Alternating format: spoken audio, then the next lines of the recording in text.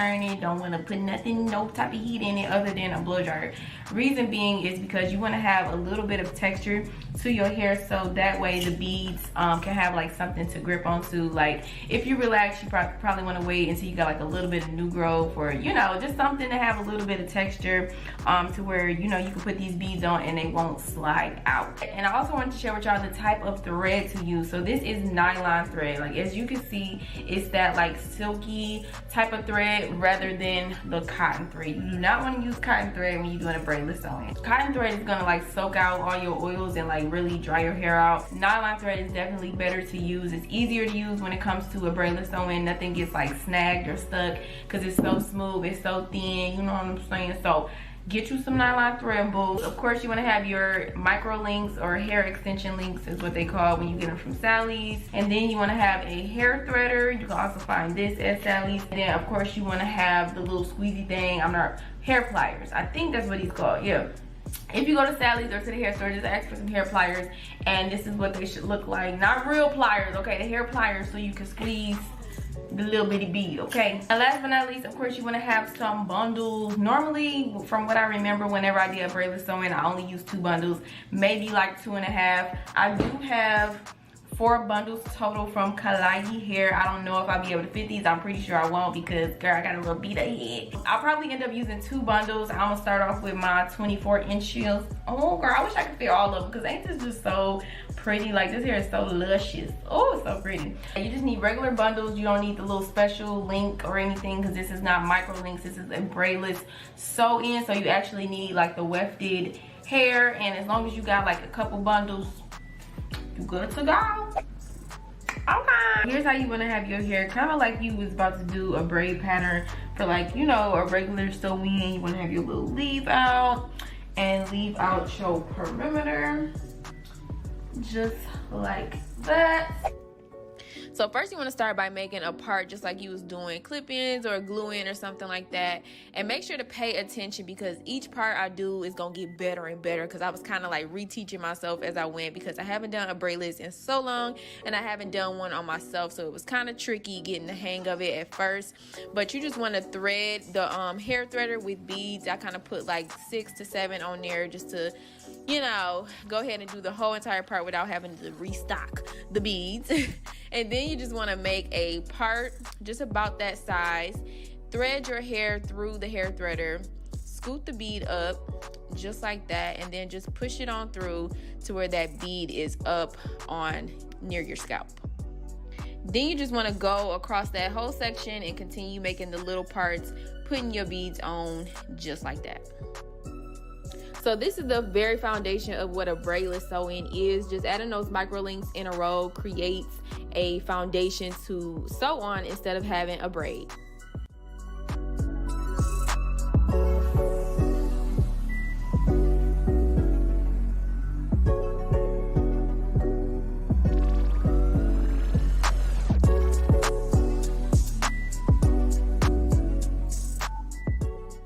Now it's time for the hair pliers. You just want to go and scoot that bead up and squeeze it. Pay attention, this right here too tight. Y'all will see at the end how I explain how tight this install was. I'm actually going to show you guys one bead that I actually did pretty loose. That was actually perfect, but I end up going and tightening it because I thought it needed to be like this tight, but it does not need to be this tight on your scalp. Now I'm just taking my bundles. I'm making sure to double that weft so everything can be nice and full.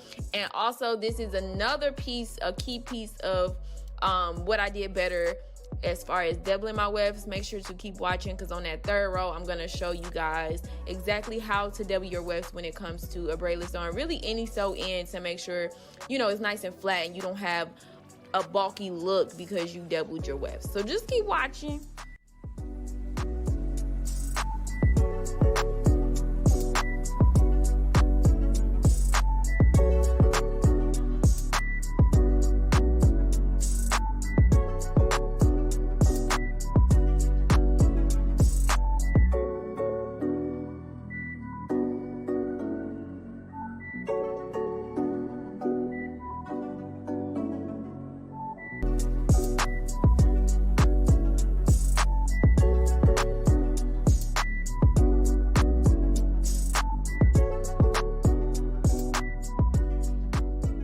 Okay, so boom, row 2, we getting better. Now pay attention to how I parted row 2 in comparison to row 1. You want to part it like thinner and not thicker, if that makes sense. Like you want your part to be thinner. That way your install could be a lot more fuller. You could fit a lot more hair in your install when you make thinner parts. I hope that makes sense. I'm sure y'all can see the difference between how I parted the first one and how I parted the second one. The second one is what you want to do. The first one, and not so much.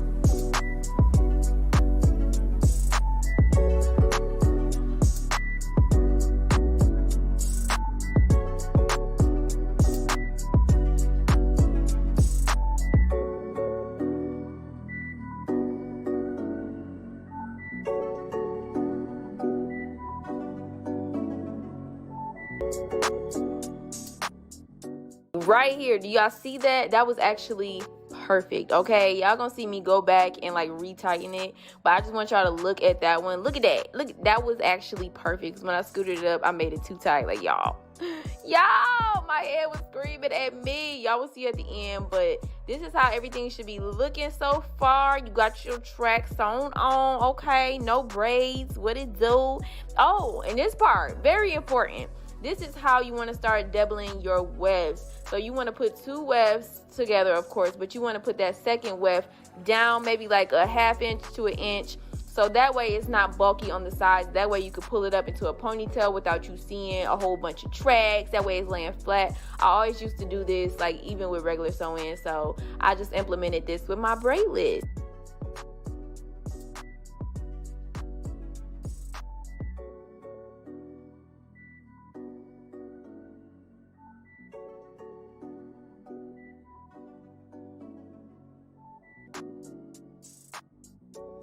Then when you're finishing the other side, you want to make sure you cut that inside track shorter than the outside track, like have it ending on like the second to last bead.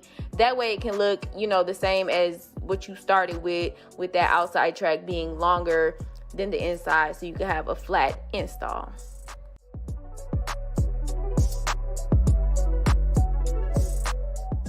I also want to add that you can leave hair out in between your rows. As for me, I did every single row because I wanted my install to be super full, and I'm not really going to worry about wearing it like half up, half down. So like when you party, you can see like the beads and stuff. But if you do want to wear styles like half up, half down or something like that, then you want to make sure to leave out, you know, that little bit of hair in between a row so you can cover the tracks both ways.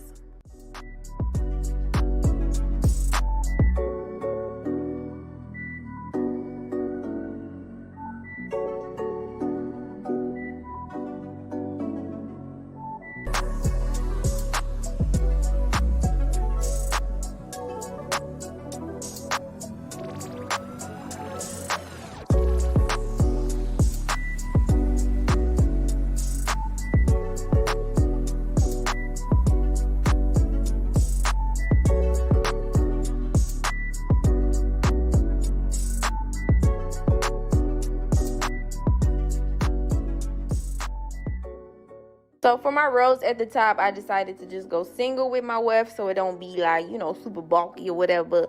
And yeah, we about done. I'm just measuring, cutting that weft, sewing it on. And I guess I want to show y'all right here how you really want to sew on these wefts, because I really, like, the camera couldn't really get a good angle at me sewing. But as you can see, I'm going like horizontal on the row, if that makes sense. Like I'm sewing basically the same shape as the bead is going. I am so terrible at explaining stuff, but I hope that made sense. Maybe I'll show it again. Maybe, let's see. There we go. Y'all see how that needle is going like back? If you was braiding a sewing, you would be going like vertical, but with a braidless sewing, you want to be going horizontal. You want to be going the same direction as the row, like going around instead of up and down. Yeah. there we have it, honey. We done. It was not too hard, was it? So now I'm just taking down my leave out and my perimeter, getting ready to style it, brush it all in together, style it all in together. And look at that. Look how natural that braidless be though. Like, I just love it. Love the braidless install. So many benefits to a braidless. You could pull it up. Not quite yet, okay? It's too tight. But you can pull it up in a ponytail, you know, half up, half down. You can wear so many different styles with this install. Another thing, it is so like freeing. Like, if you like to have your scalp free, if you like to itch, scratch scalp, if you like to oil your scalp, and you do not like your hair being all cooped up with a sew-in, braidless is definitely for you. It's just so versatile. Once again, like, I just love it. Like, look at that, girl. Yes, my hair. Whose hair? Mine, period. So we about to get ready to style it. I'm just going in with my pressing comb, just getting everything straight. I'm gonna do some crimps. Y'all will see me use my crimper or whatever. And yeah, that's it.